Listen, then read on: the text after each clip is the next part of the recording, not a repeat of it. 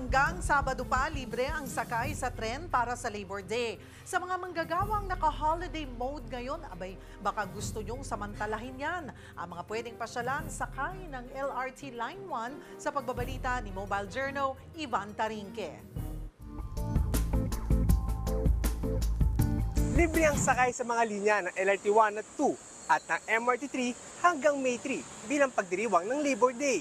Kaya naman ang ilan ay ginamit ito para makapag-ikot sa iba't ibang tourist spot sa Metro Manila. Simulan natin ang paglilibot mula sa Carriedo Station.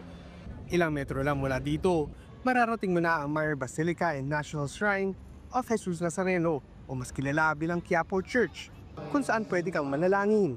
Kung food trip naman ang hanap, ilang minutong lakad lang din mula sa Carriedo Station, maabot mo na ang Binondo, kung saan bida ang mga Chinese delicacy. At ang naabutan ko dito sa Binondo, sinulit ang libreng sakay para makapag-food trip.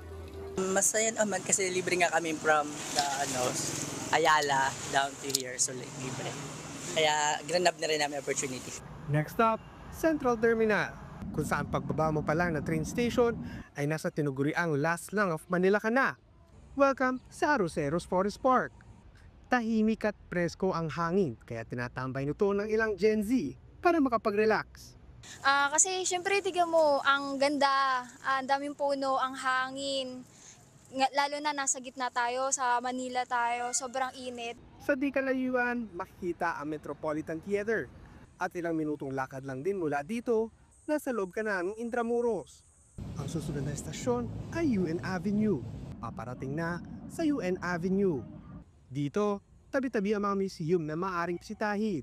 Ang National Museum of Fine Arts, kung saan makikita ang ilang gawa ng ating mga national artists, gaya ni Juan Luna. Ilang metro lang din ang layo at makakarating ka na sa National Museum of Anthropology, kung saan makikita ang ilang artifacts mula noong unang panahon. Isang tawid lang, makakarating ka naman sa National Museum of Natural History. At syempre, pwede rin magpapresko sa Rizal Park. Maraming hindi nakakaalam na marami sa mga historical o tourist spots sa Maynila ay ilang metro lang ang layo mula sa train station. Mga lugar na kaya mabisita at ma-enjoy. Solo trip man, with friends o kasama ang pamilya.